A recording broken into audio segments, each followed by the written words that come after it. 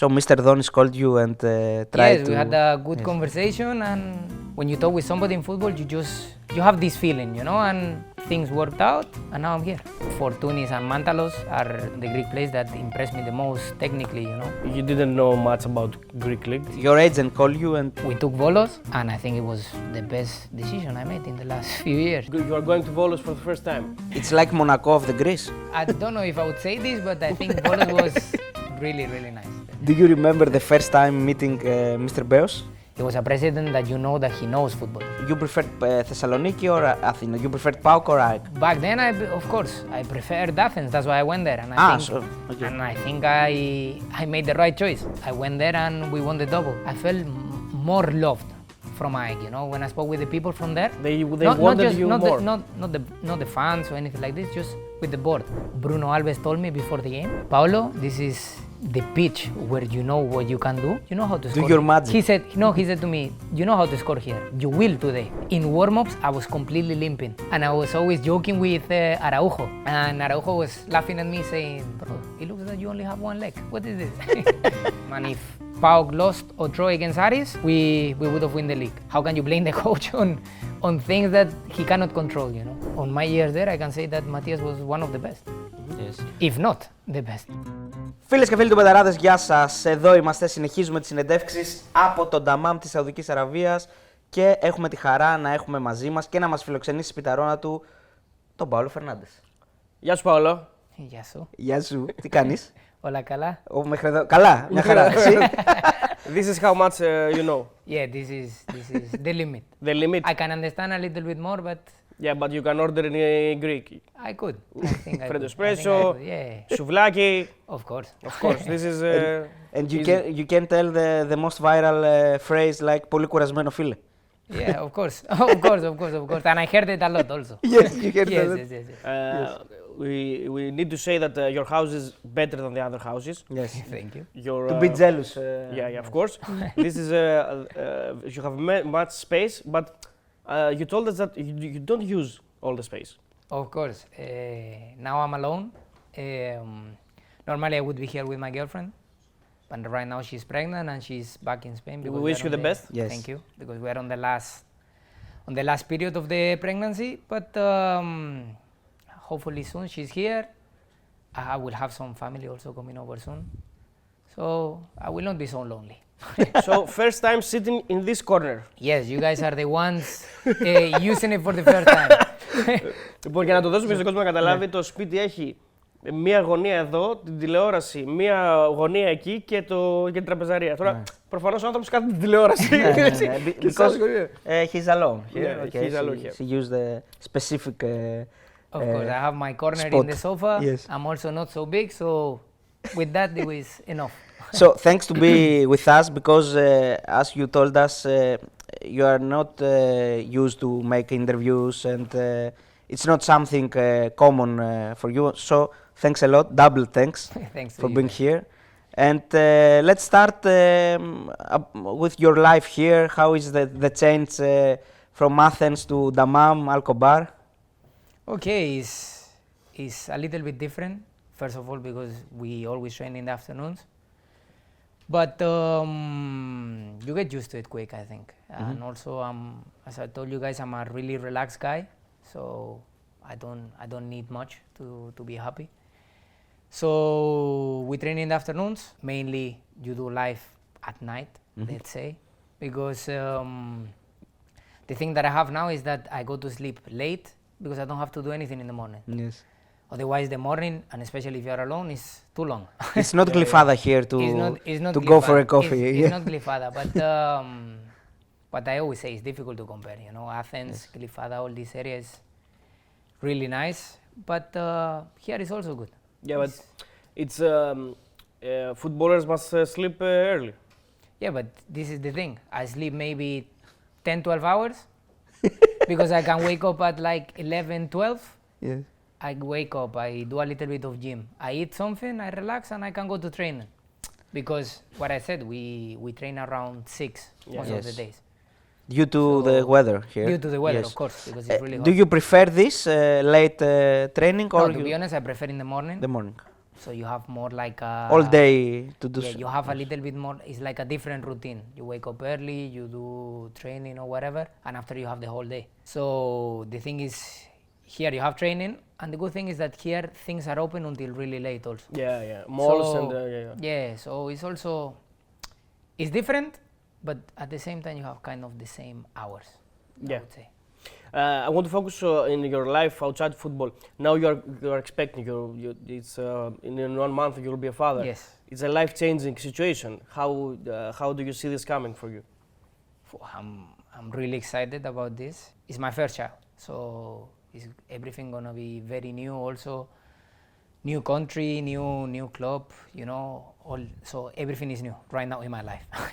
So as I said, I'm excited and I'm a little bit nervous. I think this is something normal, but I'm looking forward for it. Are you ready for this? Yeah, Are you reading books about the... I've been reading too much. Yes. Too much, yeah, of course. And also like on social media, I'm all day reading stuff also about this, about what you should do with the baby, like what you should give him to eat first, like give vegetables instead of fruits first, because maybe they like sugar too much, all these things. Now your Insta algorithm changed a lot. Yeah. The last days. Now you only see a little bit of football and just things about babies. All day. It's a girl or a boy, you know? It's a girl. It's a girl? Nice. How will be the name? Her name is going to be Lia. Lia. Lia. Lia. It's like mine, Ilya, but it's a boy. Okay. Elias. Elias. It's a joke in Arta. Okay, so when the child is born, everyone will be here, and Yeah, the wife. we will wait a little bit, because when it's just a newborn, you have to be a little bit careful with traveling and everything. So the plan is we will wait maybe 1-2 months. We will see. Also depends on when the baby is coming out also. And yeah, then they will come and we will have a life here. Yes. Okay. And a life until the end of the season. Of course, until the end of the season. And then we'll see. Yeah, then we will see. The life of a footballer. Yes, of course. But you are on loan here. Yes, I'm on loan and I have contract until 2029 with I. Okay. 29. 29. So we will see. Okay, let's bring you back to this time of the summer, because it was a decision that surprised you. It was something that you were expecting.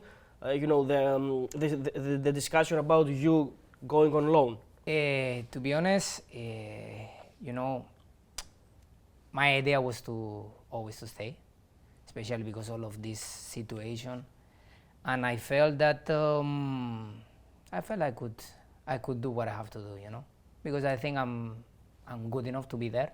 It was a little bit strange, because during the preseason when Nikolic came, I was training in a position where it was not my position.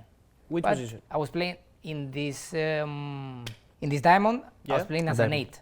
So it would be like Pereira or 8, left 8. right. Right. But anyway, Okay. it It's the would same. be like, yeah, but I'm not this kind of player, you know, like You are a winger. different- Yeah, I'm more a winger, or you could even say a 10. I could play as a 10. Yes, correct. So from the preseason, I saw a little bit that something was Was not good. yeah. But I was surprised, because I said to myself, okay, if he tries me there, maybe he sees me there, you know. So in preseason, during the trainings and everything, I was doing very well. Some days I was good, and some days really I was very, very good in the training. So I thought nothing was going to happen. Suddenly one day they just told me, I spoke with the coach, and I said, okay, if this is what you think, no problem, I will leave. Ah, okay. He told you that he doesn't see you in the squad the next season? Yeah, he said to me that in the position he would see me, and he didn't try me, he had many players. In 8. 10. Ah, 10. So this 10. is what is a little bit... Ah, I was training as an 8, in 8, but but he said that he would see me only as a 10. a 10, yes. And I did never train there. So it was Yes. a little bit... but I said, okay, coach, no problem. I need to play. So if I don't play here, somebody else will will appreciate me, and I will play there. Correct. So Very mature. Yes. Yeah, like this is how football is. That one coach says that maybe he doesn't want you. This is not the end of the world, you know. Correct. For sure, somewhere else, you will be loved, let's say.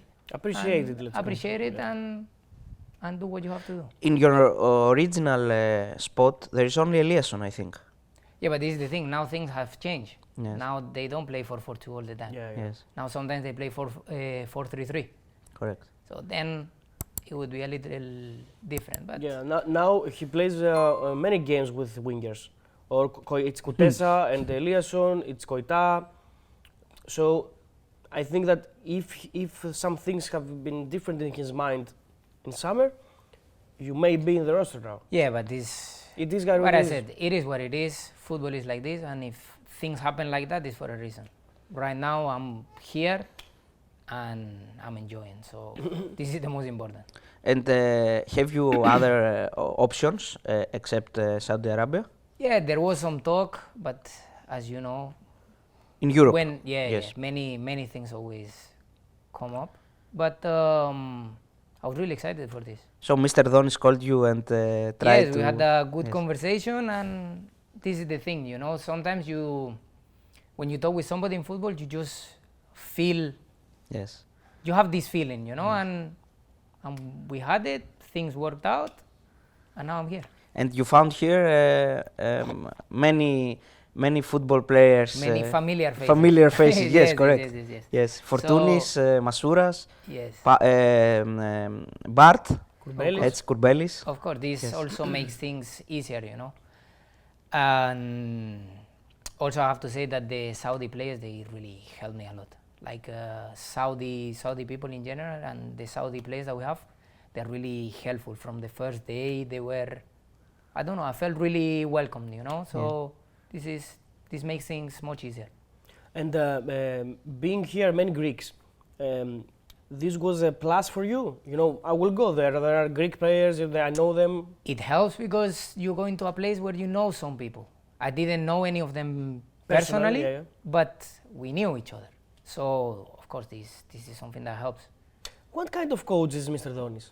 He's very demanding, and he's a coach that he wants to play football. You know, he has his opinion, and he's always telling us exactly what he thinks. And he's a player that makes the players feel also good, you know. Like he has good conversation with everyone, even the players that maybe play a little bit less. He's trying to keep everybody involved, and this is the most important for me. And what exactly does he ask from you? He's demanding a lot that I finish actions, that things finish with goals and assists and these kind of things, and just to be involved. He's also pushing me a lot to be involved in the build-ups, and it's something that I really like. Sometimes I'm a little low, but I really like to be involved all the time. So I don't know. I'm enjoying. I think I suit him and he suits me. You know. He requires from you to take initiative. You know, to take things in your own hands, to get the ball more, to be involved. Of course, for example, when the goalkeeper is doing the build-up, he wants me to be low with the midfielders to help to move the ball up. Yeah, he was showing me a clip yesterday because we were there. Yes. Yesterday we were making An interview for with the him. coach. And he showed me that when Fortounis comes down to get the ball, I told Paolo, you need to come down also. behind him. Yes. And you did this in the clip. Yes. So this is what I say. Like he wants me to be involved a lot. You know, in the game, not just be on the wing isolated. Mm-hmm. He wants me to be really, what I said, just involved in the game. Do you like this, to be Yeah, involved? I love it. I love it. That's why I also like to play as a 10. Yes. I played before as a 10 in the midfield, and I like it because you are all the time close to the ball. Could you tell on camera the thing that you told us before about Fortounis and how you much appreciated him? This is something I was not gonna tell him, but of course, that what I said, that probably Fortounis and Mantalos are the guys that from the Greek players that impressed me the most technically, you know. Fortounis and Mandalos, huh? Yeah, Fortounis and Mandalos. Yeah, these 5 years, especially I can tell you this because I've trained with them, you know. I know there are some other players that are also technically really gifted, but these two especially that I've seen them every day, they're really special. Mandalos can pass in every position, in every place he will be. He sees you everywhere. Yeah. I think technically they are similar, you know, them two. But I think Fortounis is more like a 10 than Mandalos. I think, Paolo, that Fortounis runs better with the ball. Okay, yes, maybe you could say this. He can also dribble more. Yeah. But this final pass that they both have is the vision. The vision. The vision that they have is amazing. Yeah. It's amazing. Is it a fair discussion that Mandalos, I don't know how to say this, but takes the blame many times and Ajax more than he should? I don't know what to tell you because many times I don't really read the media or anything, so I don't know. I've heard this before, even before I went to Ajax, or when I was there on the first period. They told me this, but I cannot really tell you much about this because I don't know. So let's start from your beginning, when you were a young guy in Zaragoza. You grew up in Zaragoza, and how you started to play football?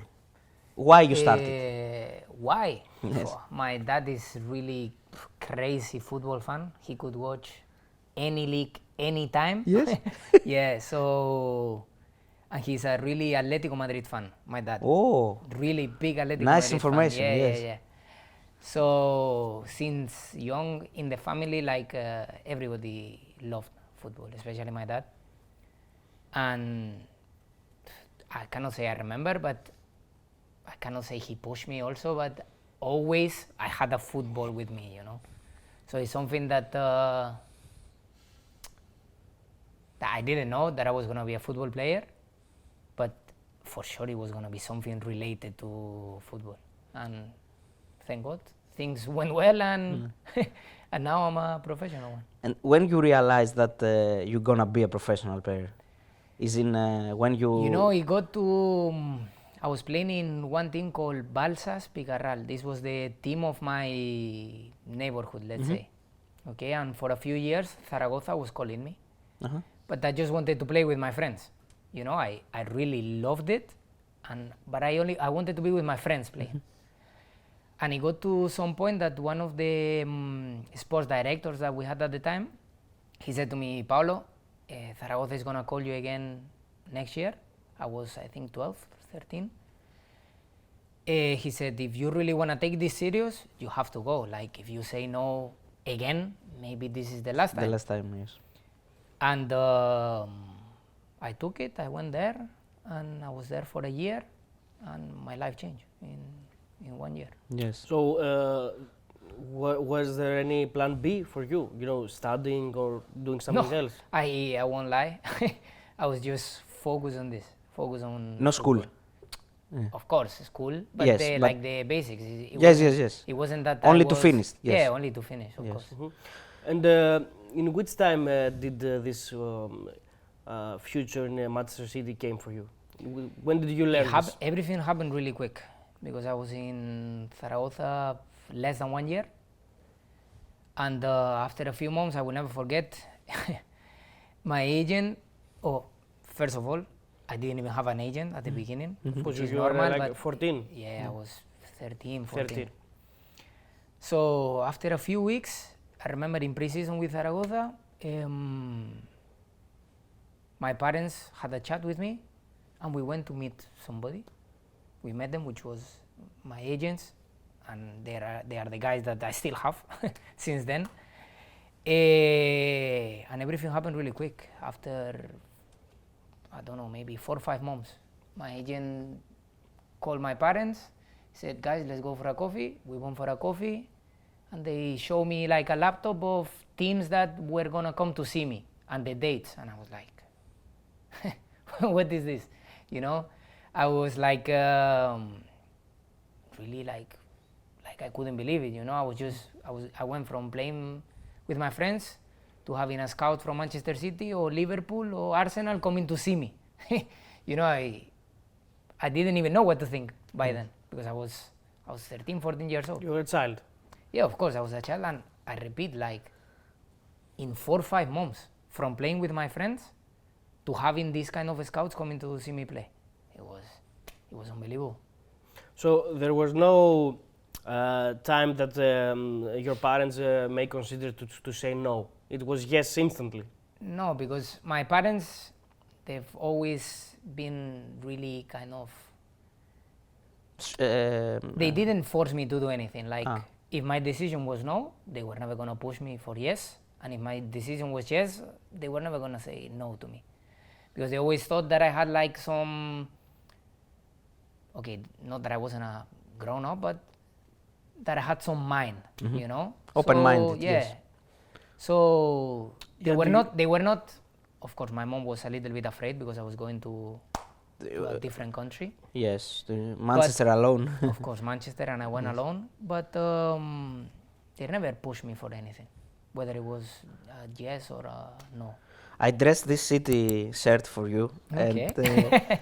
And what feelings brings to you this logo, this Manchester City?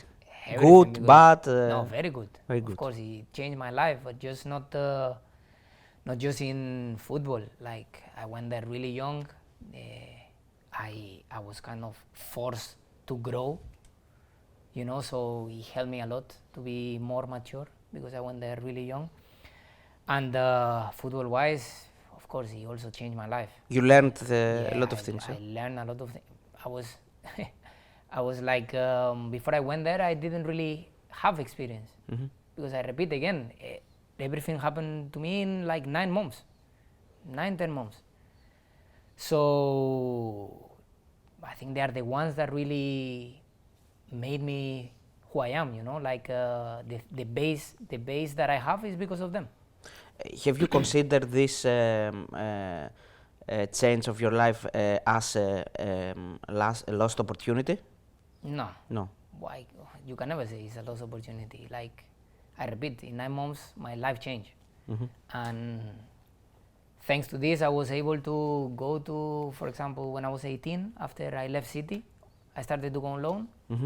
In I was at City, I was able to go to Holland, Yes. first division, when I was 18. Yes, You know, this is not something that everybody can do.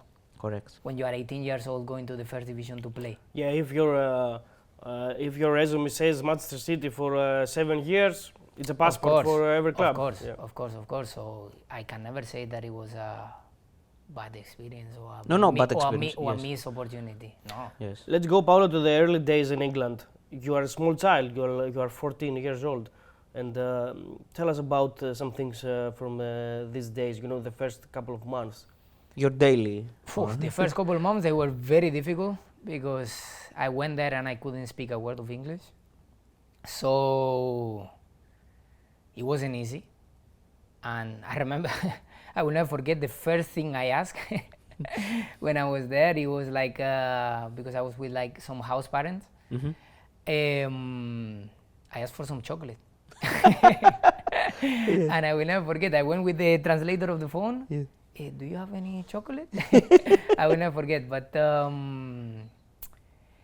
it was difficult. First days mainly because of the language, but thank God we were many Spanish players there, and this helped me a lot. You were homesick, I imagine. Yeah, of course. Everything was new, and I was excited for it, but the language at the beginning, it was a problem. Because at this age, sometimes it's difficult to communicate also with another 14 years old that, okay, I think I was lucky because of the teams that I've been, or my age was a really good age group, but not everybody is that open when you go to a new country, you know. And one of the most important things I had was that I had Manu Garcia that was in Aris. He could talk English and he helped me a lot. How was the level during this time in the second team of City? It was really, really high. Now if you see if you check, for example, the team sheets of my last games, you see players that are playing in the highest level. I have some. It's Angelino, it's Brahim Diaz, it's Jadon Sancho, it's Adarabayo, Yes. and Manu Garcia. Yes. And also you have many players.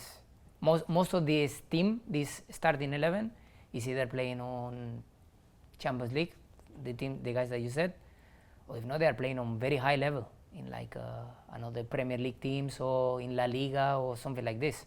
So the level was really demanding. You kept a relationship with Manu Garcia. You speak a lot to him. No, now we don't speak much, but back then we were really close. But of course, if I see him, I will give him a big hug and everything. We spend a lot of time together. Yes, so. yeah. Was there a time that you wanted to go back in those early days? I mean, the first couple of months. Yeah, probably. I cannot tell you exactly a day where I said like, okay, let's go back home. But I remember it was really tough. What I say again, like for example, the food in England.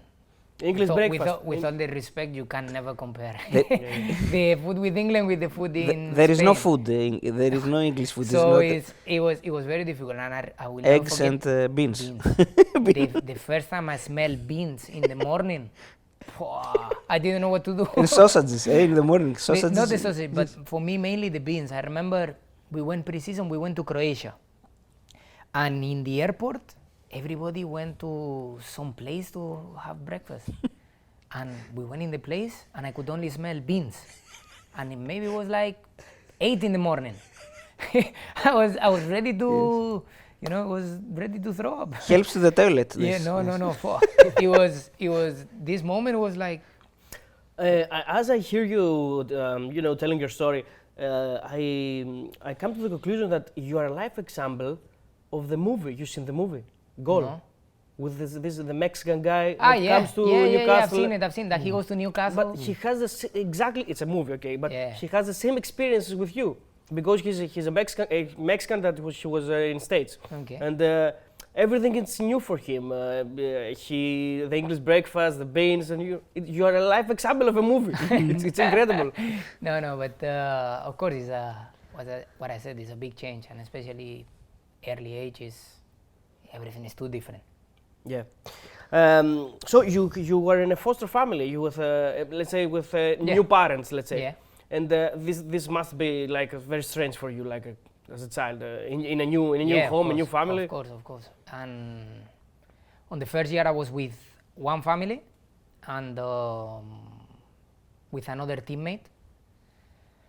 And but the second year I wanted to change because I really needed the help from Manu, and the family he was with, it was Manu and another Portuguese guy, another Portuguese player, and the player left, so there was a spot there, and me and Manu spoke quick, so I could move there, and I went there, and it was the second family.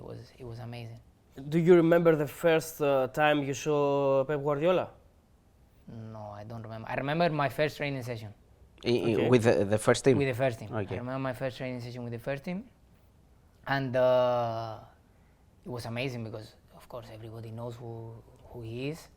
And the power he has, even when he doesn't say anything.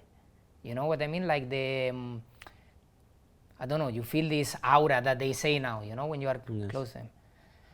And it was a few players that we went up for this training. I think it was Brahim, Diaz, and me, I think. And have you talked with the Spanish player? Yeah, that's what I was gonna say. Yes. Like he comes directly. Of course, he explained whatever we had to do. I remember in the board, making a lot of moves. I don't know if you ever seen a video. He's like in the board making 3 million things. And it's really nice because after he came to us, he spoke to us a little bit. Just feel like if you are in your team, in the under 21s, just do what you have to do. It's nothing different. So that the coach comes to you, he takes you and he tells you this, and of course, Pep, for the young players, it makes like a big difference, of course, because what I said, you go nervous to the first team, and you have this help from him. It makes such a big difference. How you address to you that your future is not longer be with City? Nah, it's a big change because, of course, when you are there, you are a little bit like in a bubble, because you have absolutely everything. If you see like the training ground and the way they looked after us, we were like kids for them, you know, like their precious kid that they have to look after. So you had everything there. So when you go out, at the beginning you start to compare. And when you compare, nothing, you cannot compare anything to there. But with the years and the experiences I had going on loan, you understand that not everything is like that. That football is not only being in the one of the biggest clubs in the world, and there are different things, like for example, there maybe we had like 7 or 8 training pitches. You know, this is not normal that you go to places where you have 2 or 1. How you felt when you realized that you're not gonna continue with City? But the thing is that the year I left on loan, it was because I wanted to go on loan. Ah, okay, to have match to play. That year I don't remember if it was World Cup or Euros, but this year I was gonna do the preseason with the first team. And at the end of that season, World Cup. Yeah, yes. At the end of that season, I was player of the year in under 21s. So you never know in football, but I was thinking, if I was player of the year and I didn't play this year or I didn't get my chance, no problem. I go somewhere else, try to play in like a first division somewhere to make my way on a different way. And I spoke with the club and I told them I wanted to go on loan. And they had this kind of partnership with Breda. With Breda, yes, where Manu was already there, and they promote and I went. And after you go back? No, after the first season, I went back, because normally if you were on loan, you always had to go back the first weeks. And you go in Perugia? No, and I went back again to my loan. At the beginning was 1 year. I went back to City, and then I went back again to Breda. To Breda? Yes, but the second year was difficult. Why? Because I went there with really high expectation, the club also, and after a few games I got injured. Yes. My knee, then I recovered and I injured my quadriceps, so at the end of the year I played like 8 games because of injuries. So it was tough. Paolo, was there any situation that you understood that it's impossible for me to find a place in the first team? Because in the first team of City? In the first team of City, I mean, because you know they invest a lot, they give a big money to big transfers, so it's difficult for a guy coming off the academy to play. No, because also we knew how Pep was, and we all knew that Pep was a guy that was always pushing players to the first team. You can see it now, there are many that went up to the first team. But the thing, like the thing with me, I was having some good years, and I didn't want to like wait. So that's why I said, like, after this year that back then when I was in the academy, probably was my best year, where I was player of the year. If I was not playing, I wanted to leave. So it wasn't that in my mind was like to push it, yes. To push on a different way. I didn't want to stay there not playing, you know, because who knows, maybe I went to this preseason, I did well, and I started playing. Who knows? Were you amazed by Guardiola? Yes. By Guardiola, the way he trains, and many players. There are many players I saw that they are amazing because some of the players that were there, like for example Kevin De Bruyne. When I saw him in training, I was like, myth, what can you say? I don't even know what to say. Or Silva, or I remember Sané, the first training I saw him, he came back from an injury or something like this.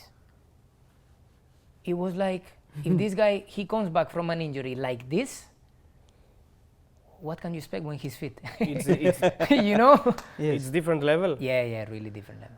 But The level there, and now probably even more, because of course now that was his first year.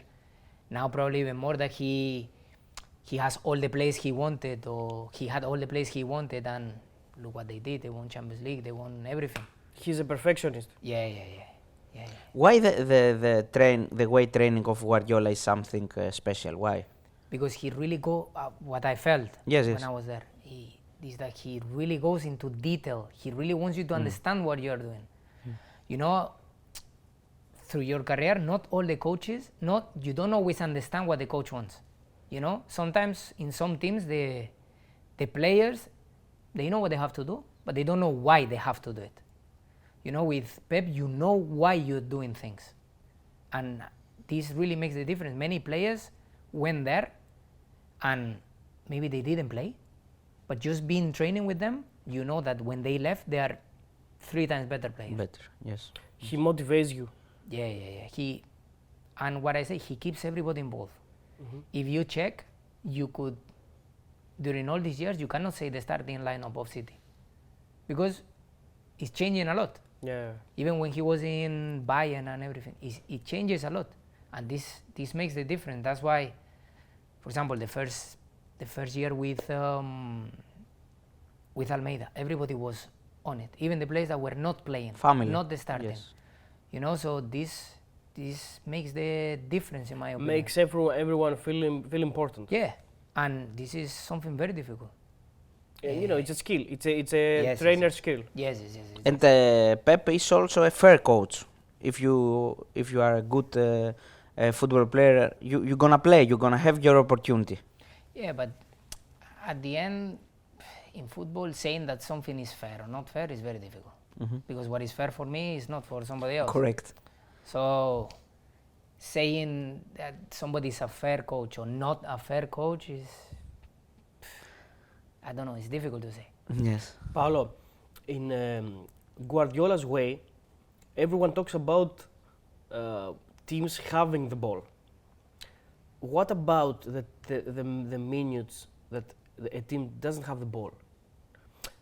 What do you mean? I mean that it's important to have the ball, but it's also important not what are you doing where you're not with the ball in your feet. Yeah, but for example, what Pep says, like, is the most important for me is having the ball.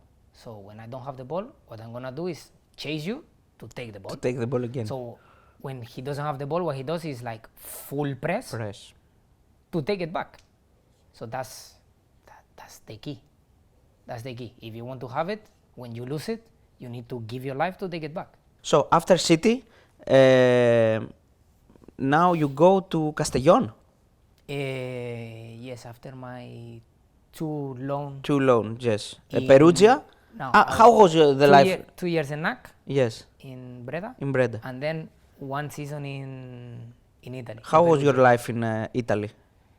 It was everything was going very well. I loved it. Life there was amazing. Food there was very good. Yes. And we had really strong team. But things were going well and the same. Like that's what I was telling before about going to Volos. Yes. The thing was the injuries with me, and in at the end of pre-season, they made a tackle on me, and my ankle was like this. Okay, and I told you guys that the season before I didn't play, that I played 8 games. So at the time I didn't want to stop. So what I did wrong, it was like I was taking pills every day to keep training and playing, because things were going well and I was playing and I was feeling well again, but I had this. And by not fully recovering this, it was probably one of the biggest mistakes I made. I had a stress fracture on my tibia. Because of the injury I had. I changed the way I was running because I didn't fully recover and everything, and I had a stress fracture here on the tibia. So in December, I think it was, or at the end of November. And then I didn't play the rest of the season because I was injured. Maybe I was back maybe 11 months later, because it was also the year of the COVID when I got injured, so it was even harder to recover. And then I went to Castellón. Mm-hmm. And the same, I was really excited to go there. Also, I needed to go back home. Segunda? Yeah, it was in second division yes. of Spain. I really felt I needed to go home after these these many years, and especially the last two not playing because of injuries. My head was like, I want to be home, close to the family, and we see what happens. So I went there, and after 11 months, at the beginning was hard. I was not fit. Physically, I was not fit. So I started to get the rhythm. I started to get some games. Then I made my first start. I remember against Espanyol away. And after this, they sacked the coach. Oh. So it was tough, and that's the coach that kind of I went there, kind of because of him. I spoke with him. So there was a new coach that came, and he was very, very defensive. We used to play with two fullbacks instead of fullback and wingback. Yes. So I didn't really play, and then I said to myself, okay, next year I need to be fit all year, wherever I go. And then this opportunity of Volos came. Okay, let's discuss about Volos now. You were telling us before that off camera that sometimes you need to take a step back, and go to a league that maybe it's not on your first choices. Mm-hmm. I imagine that you didn't know much about Greek league. Yeah, that's the thing. Of course, I knew about the big teams. I knew about the big teams, but I didn't know much about Volos. What I knew was that it was in the first division, and that it was a great opportunity to show myself again. So I didn't even know where it was located in the map. I said, Volos, okay, Volos. I'll go there. I will show myself. And your agent called you and. Yes, of course. My agent, some months before, because I remember there was something came up. Some months before I signed for Volos, something came up about Volos that I don't know if they said something in the media, I don't know. Huh? And then my agent said like, listen, we have this and this. This I think is the best, and I think we should take it. So we took Volos, and I think it was the best decision I made in the last few years. Maybe was this situation that Mr. Beos tried to sell the club? I don't know. It's 2021, I think. 2021 summer. It was 2021. Yes. Okay, I don't remember. And what do you see there? You are going to Volos for the first time. What do you see there?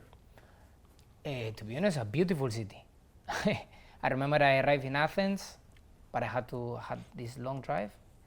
Not so to long. Volos, not so long. 3 hours and a half. It was quite long. It's like Monaco of the Greece. I don't know if I would say this, but I think Volos was really, really nice. Yes. Honestly, I remember arriving, seeing the port, seeing some beautiful beaches, the mountain. It was. I said to my agent, like, I think I could live here. Yeah. I think I could live here. Do you remember the first time meeting Mr. Beos? Yes. I remember meeting him in his office. Yes. Really, really serious. Really, I don't know. And also I went there. I remember I went in that summer. I went holidays to Mexico. Ah. And I dyed my hair. I put my hair blonde. And I remember before I went there, they said to me, President doesn't really like these kind of things. And he doesn't really like the earrings, stuff like this. The tattoo. I said, I said, okay, but I just did my hair blown. What can I do now? You know? So I remember going in the office thinking, wow, he probably thinking about my hair now. And his reaction was? No, he didn't. I don't think he told me anything. I don't remember, Yes. but I don't think he told me anything. He shows himself in day-to-day routine in the team, or does he only in the games? How is this working? During the weeks, maybe we saw him maybe 1 or 2 times, and then in the games, for sure. For sure, course. the games, in every game he's Yeah, here, he's yeah. there, but you know. Maybe 1 or 2 times per week. Okay. Yeah. In the training. In Yes. the training, yes. So the behavior is like a manager, a president. How do you can you describe him? As a president, of course. President. That's how we felt it. But he was a president that you know that he knows football. Yes. When he talked about things, you could see he understood what was happening. You know. Okay. So this was also like people knew that he knew football. He's protective. How Protective in which way? I mean, you know, with him there, that no one is gonna harm you, or everything is gonna be okay. You know, things like that. I don't know. It's not something I ever thought about, to be honest. But you know that he's a strong personality. Yes. Strong person, for sure. Yes. For He's sure. a strong personality. But I never had this thought in my head that he's here, we are safe, you know, or he's not, we are not. Okay. So. Do you remember any phrase, any something from him in Greek? Let's say a quote or something. I don't know. What really impressed me from him, I Yes. have to say, is that later on, when I left and my Achilles happened, he sent me a message. You know, suddenly I remember, I don't know if it was before or after the surgery, I checked my phone, I see a message in Greek. In And Greek? Yeah, in Greek, and I didn't know the number or anything, and I was like, what is this? I go on translator and he put a really nice message to me, you know, like... He said who he was in the message. Yes. Yeah, of course, Yeah, of course. Yes. And he put a really nice message to me, you know, like, hope you recover soon, Greek football will miss your magic, or something like this. So I remember something like this he said. And I said, okay. So he really appreciated me, you know. You didn't have a Beo's number? How is it possible? I don't know, I think maybe he had a Maybe he changed. different He changed number, it. he changed, or I don't know. There is also this photo when you played against Volos. Yes. What I have to say is that from Beos I always felt really loved. Like a from father, him, you know? eh? Yeah. Yes. Yeah, he was really nice to me always. And the team was good, huh? Yeah, very good. The team was good. I think the 2 years we were there, it Van was very good. Fert and other players, you and Van Fert, good quality players, technical players, good with the ball on their feet. Yes, but not, what I said, not only us. I remember the first year checking like the starting 11 was very, very good. Good centre backs, always good full backs. Ferrari, Sielis, Cielis, Aljo, Barrientos, Bartolo. The team was very good. Very good. Regatin back then, I remember. And I think it was very good period this But year and a half. Before you go, initially Beos, I think, had reached an agreement with PAOK. Do you know this? I don't know. There was, you know, I remember this period at the end. It was a little bit stressing, I would say, because there was a lot of talking going on. I was a lot of days in the media. Yes. And as I told you guys before, I'm not the guy that likes to be on the, you know. But you preferred Thessaloniki or Athens? You preferred PAOK or AEK? Back then, of course, I preferred Athens. That's why I went there. And Okay. And I think I made the right choice because, of course, I went there and we won the double. Yes. In 6 months, we won the double. The same the 6 months that I was season. there. So You hadn't anything to do about the decision.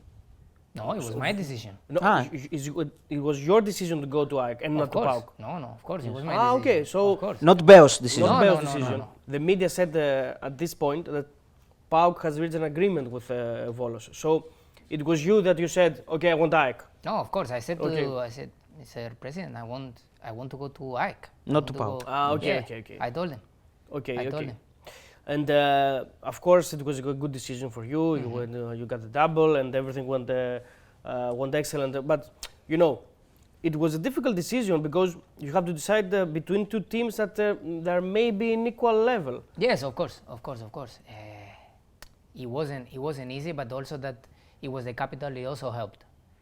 You know, it was the capital of the country, and also I don't know. My feeling back then I felt more loved from AEK. You know, when I spoke with the people from there, They wanted you more. Not the fans or anything like this, just with the board. What I told you before, guys, about the feeling. And the feeling I had with AEK, it was like I didn't want to listen to anything else. You know. Have any player from AEK this time reached to you and sent a message? So come here.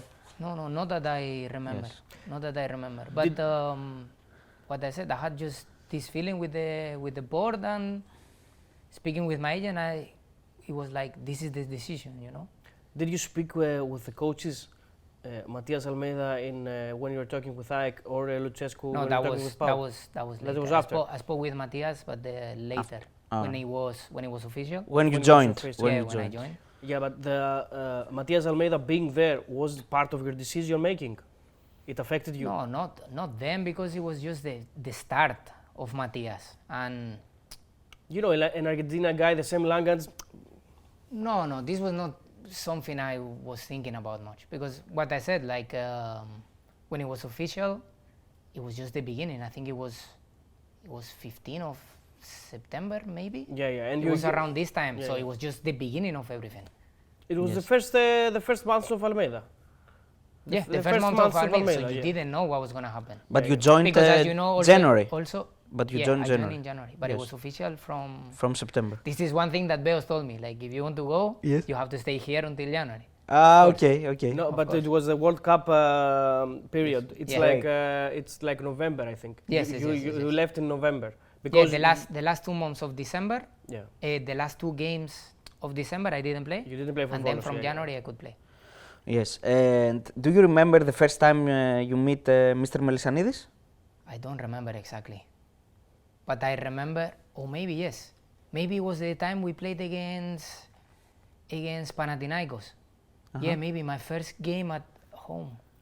Yeah, maybe it was this time, because I remember Your feelings? amazing, because I remember I came on this game and they made a penalty on me. Yes. So these minutes that I In the came last on, time, I think. Yeah, Yes. I was very good. Yes. So I remember he came. There is a picture also. He grabbed my cheeks and he said, "Hydraulicos." I remember, yes. he's like a father figure. Yes, Huh? yes. It was this moment was it was amazing. It was amazing. Do you know where is Hydraulicos means? Yeah, like Yes. like It's- a plumber, no? It's a plumber, yes, Plumber, plumber. yeah. Yes. It's like in football language, it's the guy that can do a lot of things with the ball, you know, and he can be in maneuvers in small spaces and things like that. Yeah, so I remember. This moment I will never forget. And he's a guy that everyone in Greece knows that he speaks a lot. He loves good players and loves to speak to them Yeah. and going to hug them and things like that. And if he loves them too much, he wants them to stay in his team forever. Like Mandalos. Like Mandalos or Yeah, but I have to say, if I'm the president, of course I would want to keep Mantalos forever also. Correct. Correct. Do you remember any speech in the training of president? No, we didn't really have much. Ah. I think the president was there like maybe in important occasions, you know, daily. We didn't really see him. I will make a small parenthesis and I will go back in Volos. All the changes in the, the trainers, the managers. A lot of changes. A lot of changes. How was this for the psychology of a player? It was a little bit strange, but for example, in my period there, I only had two coaches. No, actually 3. I had 3 coaches. You have Bratsos, I had Abascal. It was the first one, and then I had Bratsos, then French coach, Yeah, And French then coach. It's Oswald Tanchot. Oswald Tanchot. Yeah. Yeah. And then Brazos again. So, okay, it wasn't that much of a change.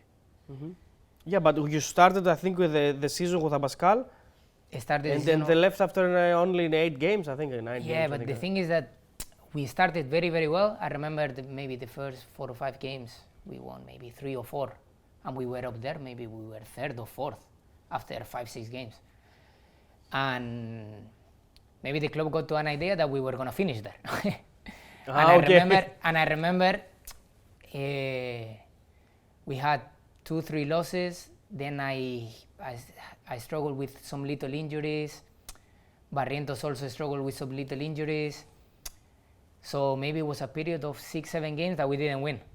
And if you don't win for 6-7 games, it's kind of especially in Volos. Yeah, especially in Volos, that they gonna change the coach.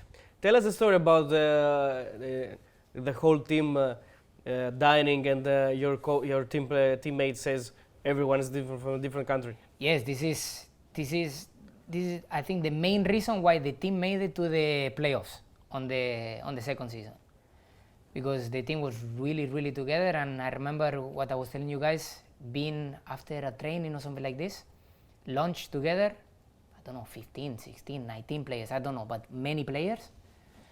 And we were looking around, and one of them said like, guys, just look around, realize that almost all is from different nationalities, you know, and that we could get together like this, everybody from different nationalities, having lunch together.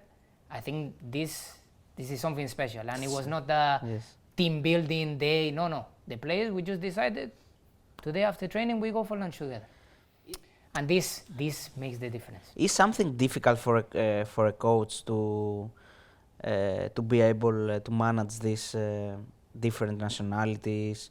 Of course, because at the end everybody is coming from different backgrounds. Yes. And also everybody has different personality. You know, it's very difficult to get along with everyone. So that a coach has this that can manage, because not everybody is gonna like each other, but you need to be able to have the team be able to cooperate, you know. And had coaches like Matthias that was amazing on this. Do you want to talk about the dribble against Sigason now? Yeah, the dribble against Sigason in the final. Because I think it's your most iconic moment so far in Nike, and is a meme. Is a meme dribble. It's like Ronaldo or Messi dribbles. It was an amazing night. Only thing I have to say about this night is that there was no fans. So it would have been much better. But and you playing 10 against 11 the whole game. The whole game, let's say. For me, this game was written. You know, like it has to be like this. It had to be like this. In Volos also. In Volos. You know, there is one crazy thing that Bruno Alves told me before the game. He said to me, Paolo, this is the pitch where you know what you can do. He said, you know how to score. Do your magic. He said to me, you know how to score here. You will today. I will never forget this. He told me this before the game. And then when I scored, I remember celebrating, and he said to me, I told you before the game that in this pitch, you know how to score. And it happened. But not so many know that this wasn't the first time you have done this. No, I know. You have done this also many times in Greek. Yes. And also against Aris, against Enkulu. I did it, this game I did it 2 times. Against Aris? Against Enkulu, and I remember on the right side against Mateo.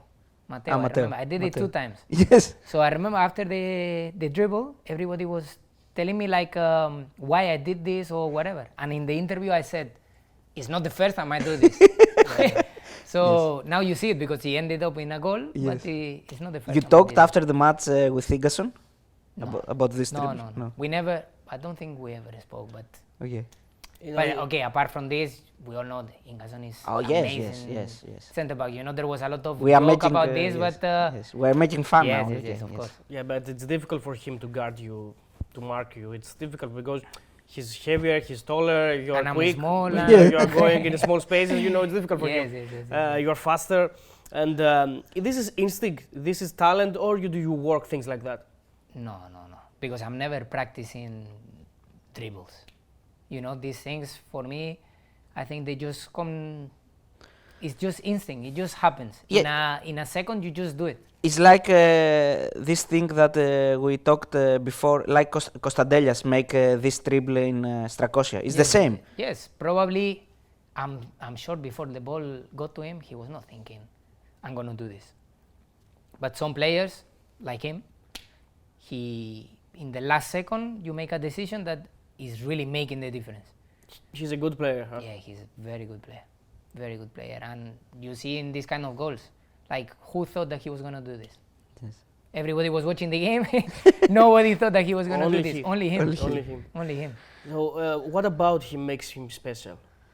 These kind of things that he's going to do, things that you never think somebody else would do. You know, in the last moment, he's making these kind of decisions that really make the difference. Because who knows if he took the touch to the side, if Strakosia don't catch him. Maybe make a foul, or maybe he takes the ball. Yeah. You never know, but by doing what he did is what makes him special, I think. And how do you mark these kind of players? It's not your job, I don't know, but what can you do? You can just pray. You pray? Pray that what he wants to do now, it doesn't work. Because what can you do? A player that goes right, goes left, that he can stop, he can after go. What do? You either come with another player, 2 against 1, Trap?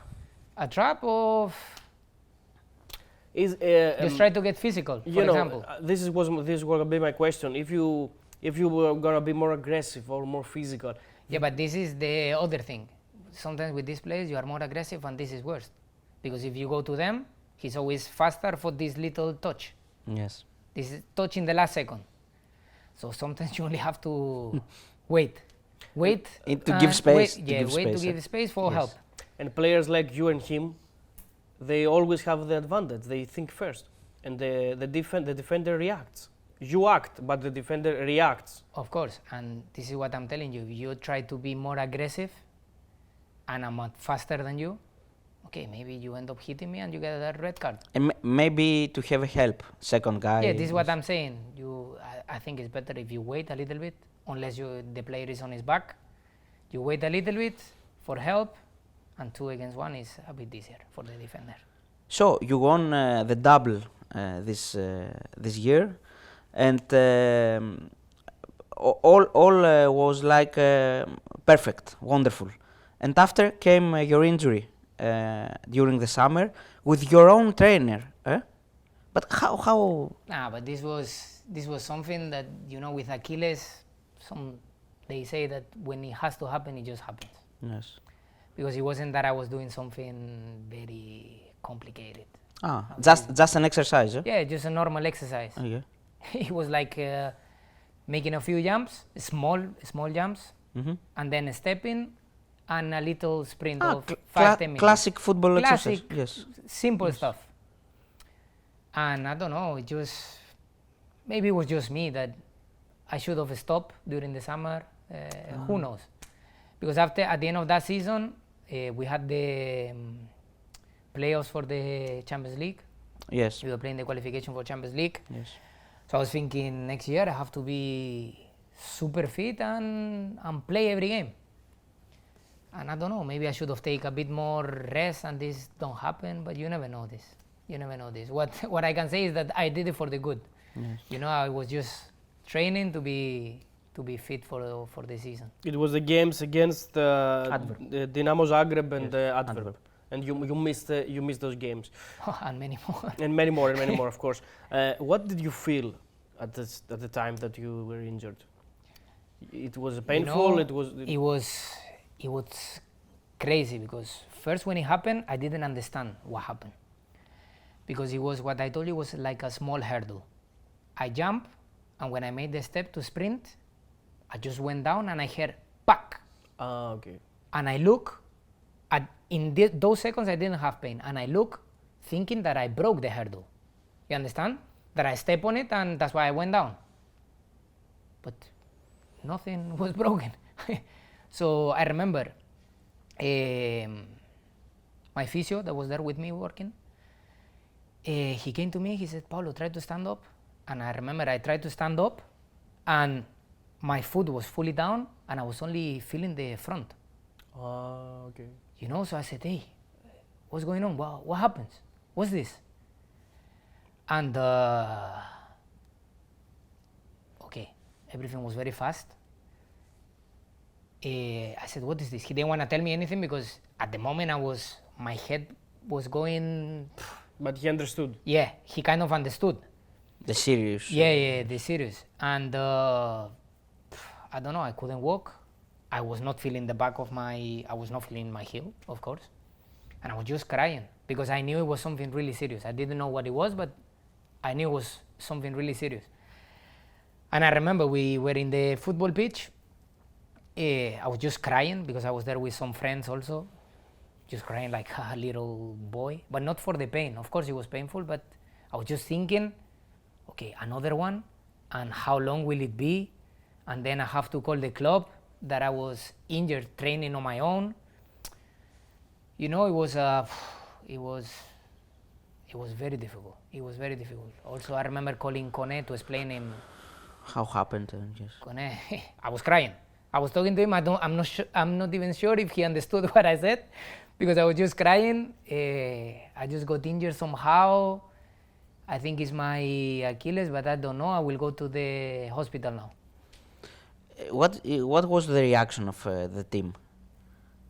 Supported? Of course. What can they say to me? Of course, I also explained them that I was not just, I was not playing with my friends or just in the beach playing. Yes. For fun. Yes. Yeah, I was training to be well for them, for them and for myself, of course. Yes. And nothing. What can you say? What- No one wants to be injured. Of course. and they know I'm a professional guy, you know. I Yes. don't do any Yes. stupid things. So you returned almost 7 months later, Yeah. correct? How much did that injury affect you mentally and physically? Mentally, I think through the whole injury I was good. I was really good because I felt so much love from everyone, like from the AEK fans, from the teammates, from the coaching staff. I felt really loved. So this gave me so much power through all. And the thing is that physically it was very difficult because I came back and I still had pain. Oh. You know, like I never had pain in my actual Achilles, but the pain went down, and they said to me that it was like the insertion. So I couldn't really wear a boot. When I was wearing the boot, I had pain, just like this, because any pressure that I felt there, it was really painful. Yes. And I continued for some time, but it was difficult. Also training with Almeida, training is very tough. Yes. So it's not something that you can manage. Handle. Yes. So I remember it got to one point that I was kind of used to the pain at the beginning, and I remember just in warm-ups I was completely limping, and I was always joking with Araujo, you know. I was joking about this because I thought it was part of the process, and Araujo was laughing at me saying, bro, it looks like you only have one leg, what is this? I had to get really warm to feel less. Ah, okay. And on this second year, it got to one point that I was not really playing because I was not feeling well. So my leg was not getting better, or my Achilles was not getting better. So I think it was the last month of that season. I said to Matthias, I want to be well. So I think the best thing, speaking also with the physios and doctors, I think the best thing is we stop now, and we have this last, I think it was the last month or the last 3 weeks, I'm not sure, I don't remember exactly. And in pre-season I come back and I'm well, Yes. you know. And that's the decision we made. And when I came back, it was last season. And last season I was feeling healthy, Yes. Finally, yes. Yeah, you didn't play at all in the second season, but the third season it was a little bit better for you. You played more games, but I want to make like a general question. Everyone says that Matias Almeida way doesn't work for a lot of years. You said that the training are 100%. Everyone trains like a game, if I imagine. And you know, there is a discussion in Greece that the Almeida way is good in the first year, and in the second and in the third year it comes down. The levels of energy and the levels of, you know, how can a player be in the field. Do you agree with that? Did you see this? You can say yes, but at the same time, no. Because, for example, in the games, there isn't games where you can say, okay, the team is tired. The team is not at it, for example. On the other years, I think when it didn't happen, for example, the second year, we didn't win the league because of the last game, for example. Because we lost against PAOK or, you know, the second last game. We played PAOK away. 3-2, I lost 3-2. We lost. And after, I think it was Lamia, no? After PAOK, I think it was Lamia. And it was the last game. And if PAOK lost or draw against Aris, yeah, we would have won the league. So this year, we almost win it. And people talk about this year like it was also a failure. It wasn't. We were really, really close to winning the league, you know? So the team was still there. And last season, it was different. I think we made many individual mistakes, that this is something that many times it was on us, you know. So sometimes how can you blame the coach on things that he cannot control, you know. So it was I don't know, it was different. Last year we felt that things were not gonna work. We saw it from the qualification for the conference. What happened in this in the second season in this match in Tuba? Do you remember this match when we lost? Yes. In the last minutes. In the last minutes. What happened? What can I tell you? PAOK at the end just did better than us because I think we were winning the game. Yes. I think we started with 2-1. a goal with we were winning the game with a goal from Orbe, if I'm not wrong. Pineda. Yes, and until minute maybe 60 or 70, we could have won the league. Because I think if we win this game, Also, if we win this game, also the point. It would have. Also 1 point. It was only 1 point at this yeah, point. Yes, yes, because yes. if AEK takes 1 point, PAOK don't get 2 points. Yes. No, but we still had 1 game more. No, I don't remember exactly how. No, how it was. was. He means not mathematically, but you know, it was impossible for PAOK. Ah, okay. It would be impossible. For Okay. Yes. So also mentally, this would have. After this game, for sure, we would have won it. And until minute 60 or 70, I don't remember exactly what minute it was, we thought we were going to win the league, you know. And in the last minutes, everything changed. Yes. But it's not, I think sometimes in football, it's just things you cannot control. Okay, if they do a good action, some things are, you cannot stop them, you know. If somebody is doing a very good action, what can you do about it? Yes, correct. You said before that Almeida had an excellent relationship with all of his players in the first season. This was the case in the following seasons? Yes, of course. It was the same situation? Yeah. The thing with Matias, personally I can also say this, he was a guy that I loved also. So even though the times I was not playing, this is what I was telling you before about being fair or not fair. Okay, for me it was maybe not fair that I was not playing, feeling that I deserved it, that maybe in his head it wasn't. But this didn't mean that I didn't like him or I liked him more, you know. I just liked him in general. And Matias was a guy that he could make the team like go in one direction. You know? How is his like a personality?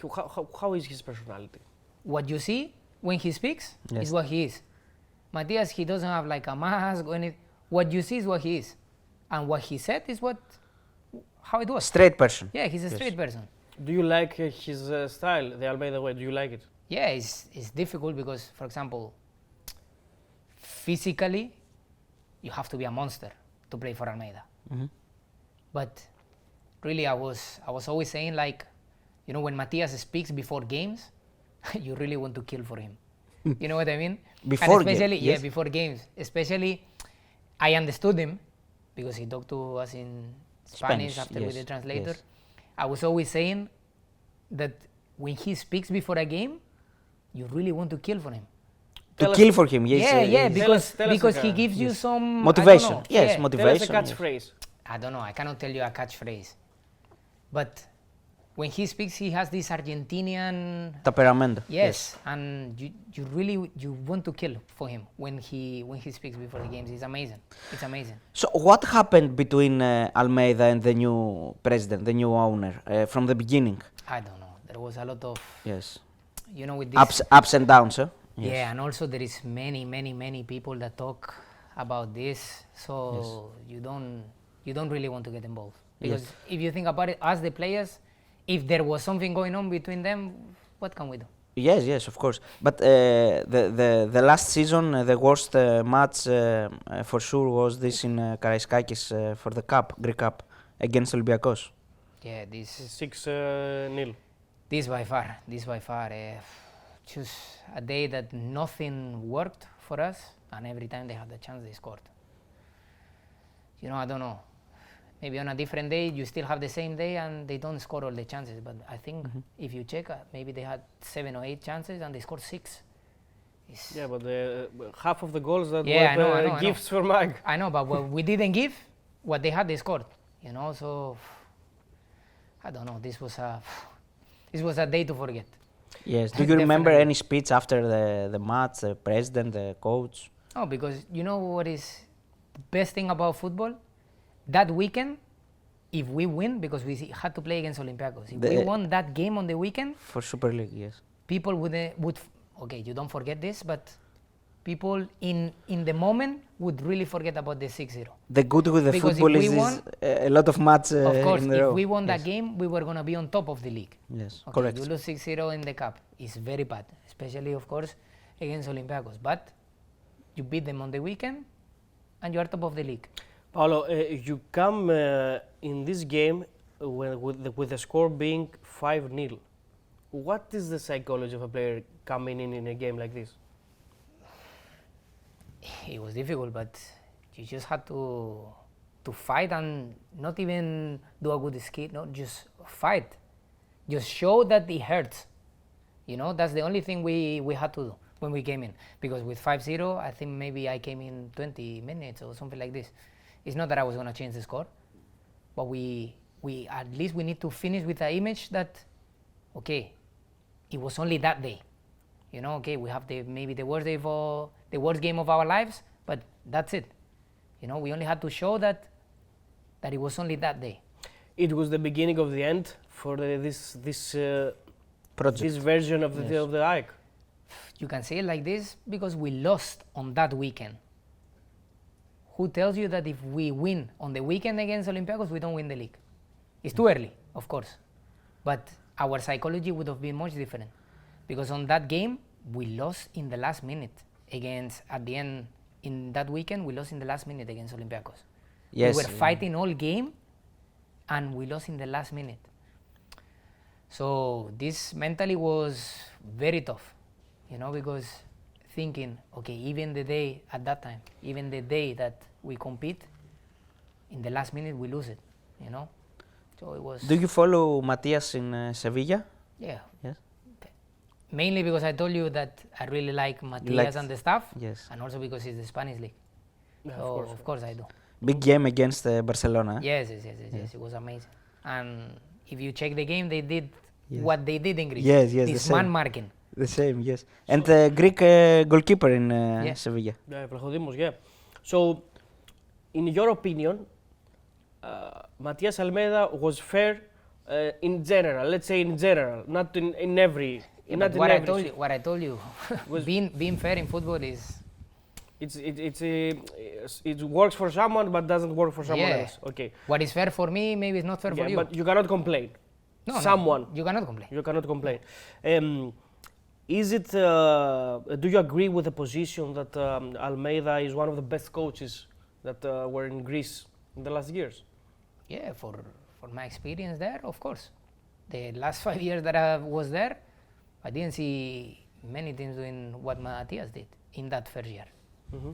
So definitely yes, because in the 5 years that I was there, Pau won the league 1 time, I think, and the rest of the years it was Olympiacos. Yeah. So definitely on my years there, I can say that Matthias was one of the best. Mm-hmm. Yes. If not the best. If And not make the best. difference for AEK. Of course, Yes. because I also have to say, before I went to AEK, I remember the season I went before. The season before, they didn't make it to Europe because we didn't play Europe that first year. Yeah, it was 21-22. So yes, AEK didn't qualify for Europe. and I think the last game was against Aris, right? Yes. No, the series. The second last. The series must was against. Okay, so anyway, Against Olympiacos was I the think last. he really changed the recent history of the club. Yeah, yeah. So that's something to I think to really respect. Mm-hmm. And you were able to deliver in his style. It was challenging for you.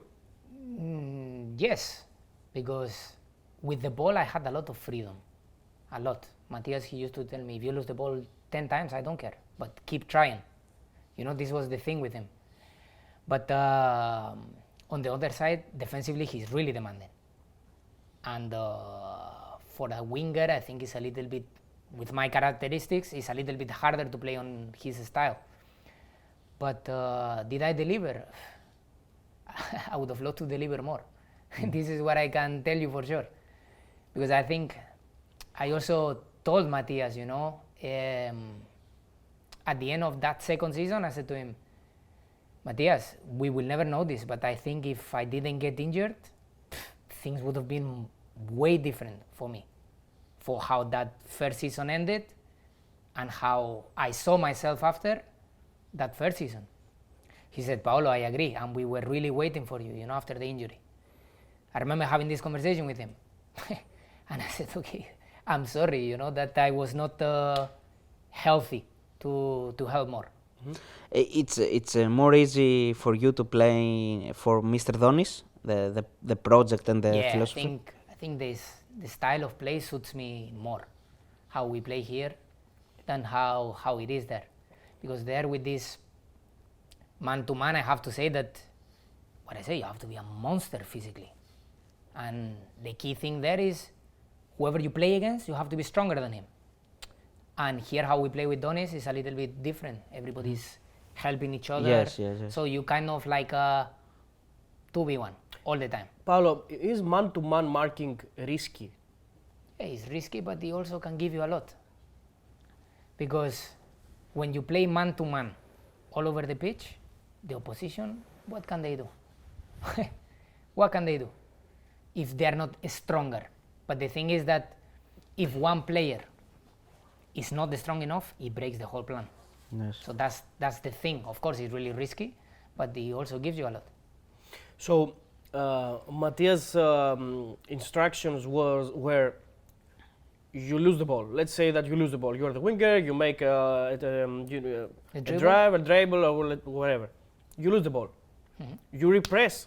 Of course, instantly. Direct. 100% direct. 100% direct. And after 5-6 seconds, whatever the press was, then you take your man.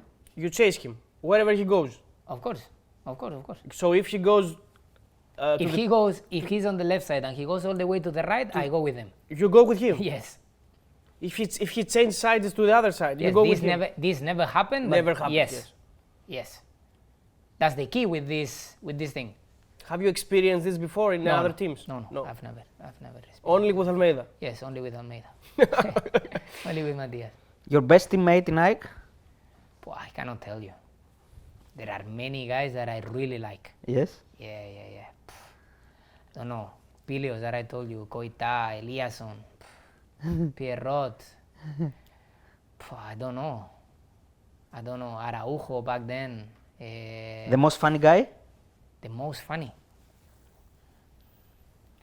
Odubajo is too funny. Odubajo is too funny. Odubajo? Yeah, Yes. I would say from the guys that are there now, maybe Odubajo is the funniest one. Odubajo is too funny. That you are saying Odubajo, do you know that your name was written in the whole situation, the whole discussion about no. Odubajo coming to AEK? It was supposed to, you were supposed to be like Aris was asking for you, and you will be given like, you know, exchanging. But you know, all of this that there was talk. There was this, and I only saw it in the media. No one told you something? Nobody told me anything. Actually, when I saw a few things, and it's because they sent me those things, not because I look into them, I asked my agent, I said, hey, what's this? He said, Paolo, don't worry. It's not... So there was no possibility going to Aris, not any time? No, at that time, for sure not. As exchange to... No, for sure not. Any other time? Any other time, maybe. For example, before some years ago, I remember many years ago, I had one offer from Aris. But before Volos? Before Volos, even before Volos. Ah, okay. Many years ago. I had an offer from Aris. But at the time, it was just, I just didn't think I had to go to Greece. Okay. And this summer, no? This summer, there was some talk. There was talk? Yeah, there was some talk. But we decided that this was the best thing. Mm-hmm. I think that you are the type of player that the president of Aris loves. This is good. think. This is good. It's Good always- to know, good to know. It's always good to have people that like you. Of course. Of course. You never know, you never know. It's good to have friends. Yeah, of course. So, outside football, in June 2025, you suddenly lost your dog, and you even post a message on social media. Would you like to share how that moment affected you? No, And no, I'm not. I have to say, in I'm daily life, how important was in your not. daily life? For me, you know, my dog was like a child. You know, some people don't understand this, but for me, he was like my child. You know, as if you've seen the post, like, especially on that year that I was injured, I was alone in Greece with him. So, going home some days with pain or just angry because the training didn't go how it went, and just opening the door and he's there. I don't know. He was very important to me. You know, like as I said, like my child.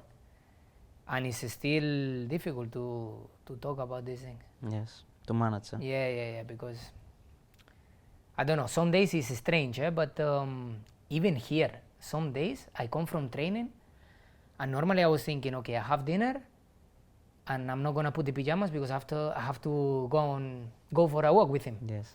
Even here, that he didn't even come here, sometimes it's like, I say, okay, I'm not gonna put the pajamas because I have to do something after. You understand? Yeah. But It's the I don't habit, know. the habit. Yeah, and in a way, in Athens is okay.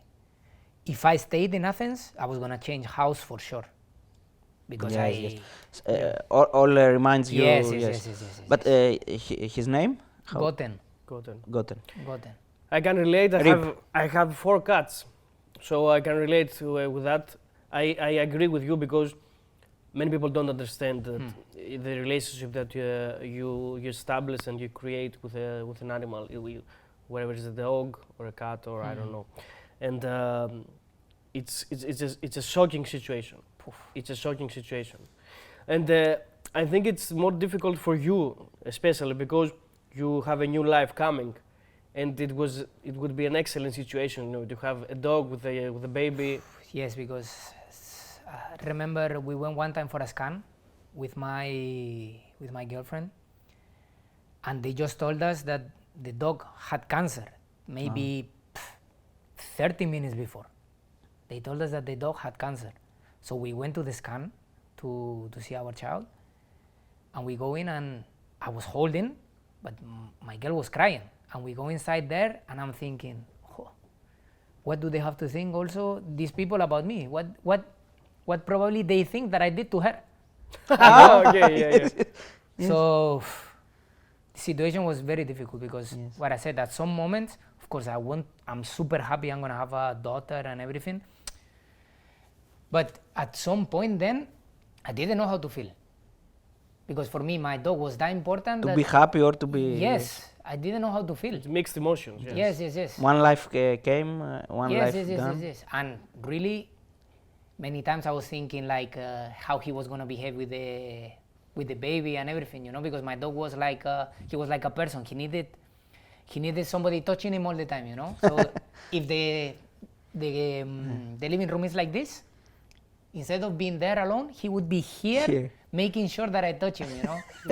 So it was very, very, very difficult situation. It is difficult to you now to have another dog?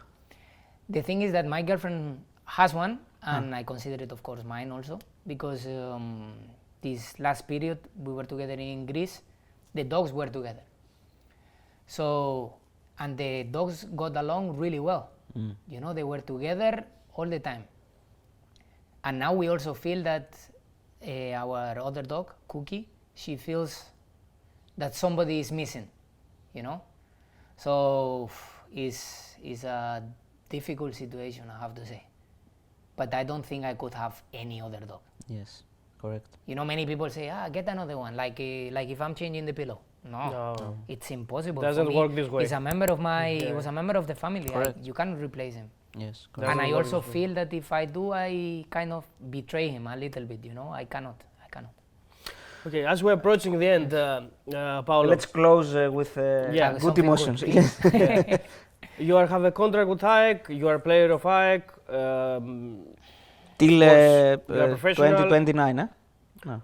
Let's say that Nikolic, who is the coach of AEK, says to you in the next summer that Paolo, I was wrong, I want you back. Everything starts from scratch, starts from the beginning. What do you do? I don't know. I think it would be very difficult. But I don't know. I just want to, I'm happy right now. You know, things are going well. In general, everything is going well here. I think the games I played have been doing well. A few goals, a few assists. And I don't want to think much about what will happen in the summer because it's too early. But we will see. Because at the end in football, you never know. Let's make a hypothesis. The Greek guys here, they have, I think they have one more year. This year, the year running. I also think that Donis has the year running in contract. And let's say no one continues here. Donis goes away. Your approach is different? No, it would be the same. Of course, if they're here, it's better. But as I told you, you never know because I have a long contract with AEK. It's not that I have next year and I'm finished. No, I have this one and 3 or 4 more. So many things can happen. We asked you about Mr. Mελισσανίδης, but we didn't ask you about Mr. Iliopoulos. Have you talked with Mr. Iliopoulos? Have you been in tete-a-tete, one-on-one? Yeah, a few times last season. He was also always nice to me, you know. I felt a little bit that he liked me because he joked with me a lot. Yes. He's a funny guy, eh? Yeah, he's a funny guy. But no, this season, nothing. Since this pre-season, nothing really. I don't even think I saw him. And he likes to talk to the players, huh? Yeah, he likes to be involved. Yeah, to be involved and to motivate you. Difference between Mr. Mελισσανίδης and Mr. Iliopoulos? Differences? I don't know, because my period in the club, Mελισσανίδης, we didn't see him that much. But I told you, we only saw him in the games and he wasn't always there in the changing room or something. In this year that I was with Mario, I saw him way more, so I don't know, but it's also different because he's new president. More involved. People, yes. People don't know him yet, you know, so you need to get to know him. I don't know, it's a little bit, they are very different, but that's what I can say, they're completely different. if you close your eyes, how you could imagine yourself in 3 years? In 3 years, with my daughter being 3. Correct. That's the first thing. I don't know, just wanna stay healthy. Let's see what football brings. Hopefully I live in a good place and I score goals, I score assists, and I don't have to think much. But I don't know what to say. In 3 years, you never know. Yes. You never know who tells you if I'm in AEK in 3 years. With who another tells you- championship. Yeah, with another championship or Yes. another double, Yes. or if I'm still here, Owning a house in Glyfada. or owning a house in Glyfada. I think this could really happen. So thanks a lot. Just a few questions from audience. Okay. Q&A. Theodore says, if you love team of AEK. Of course I do. Mhm. Yes, this is no question. I really love it, and I also felt, as I told you, really love. In my really worst moments, when I was injured, what gave me the strength to not think too much about the injury and just focus on being back, it was the fans and everyone. Fans, of course, the staff and the players, but I really love the club. Panos asked, how many times have you ever seen the final and your goal in the final? Oof, I cannot tell you, but too many. Too many. Too many. I remember also they asked me directly after the game, they asked me, how many times you've seen the game? None yet, I told them, because it was too early. I just called my family, but since then, poof, many times. Elias says something that we should have asked. It's about the Capo Verde going to World Cup, and it will be the first time in Capo Verde history. You are half from Cabo You are Verde. half Capo Verdean. Yes, my dad is from there. Did you consider ever he's asking you to play the national team, or is it a possibility now? Yeah, many times I considered it, and what I said, I spoke with the coach a few times, and he made me feel that whenever I was ready, I could go. But what I said, what I told you guys before, now they qualify for the World Cup. I don't know if it would be a possibility, but of course I would love to go. A guy called Serafis asked, which is the most difficult stadium opponent when you played again with AEK? Most difficult when I played with AEK? Probably Karaiskakis. Karaiskakis. Yeah, because probably Karaiskakis. But after the atmosphere, yes. the atmosphere, maybe some games against Panathinaikos, but in Leoforos. because he's really Closed maybe cage. yeah. Or in maybe- Tuba?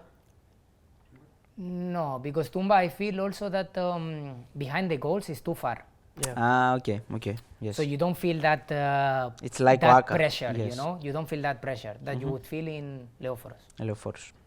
And so let's say about the other stadiums, it's like Olympiacos Stadium, Panathinaikos Stadium, Tuba, and Aris. These are, if you make a tier list. Of the most difficult, you would going say. from difficult to less difficult. I don't know, maybe I would say Leoforos, Karaiskakis, Tumba, and then Stadium of Aris. A guy asked, which is your best memory from Greece? My best memory? I don't know, but I was very happy in Greece, so I don't know what to tell you. If I have to choose one thing. Okay. Ordering Freddo Espresso for the first time. No, because I'm more Freddo Cappuccino guy. So, Con leche, Con leche. which is the Greek habit that you liked more? The Greek habit that Yes. I liked more. I don't know, give me examples. Like the driving skills, I don't know. No. In Greece, they don't drive well. No. But I have to say, in Saudi, it's even worse. Worse, of course. We realize It's even worse. It's You even are fair. worse. You are fair. It's even worse. But I don't know. I see in Greece, people start to drink coffee really early. Really early. You see kids of 12 years old drinking coffee like if they're drinking water. so this is. Yes. This is. We are drinking a lot of coffee. Yeah, yes. yeah. So, Paolo, in Greece, how do you, if someone else asks you about Greece, Greek people, how would you describe them? You describe them like anxious people, nervous people, relaxed people? Really relaxed people, I would say.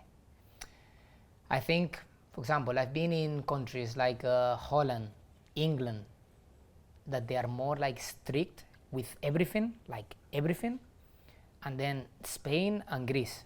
So I would put the Spain a little bit in the middle, on relaxed, then England, Holland, and then At the other side. and the other side, Greece.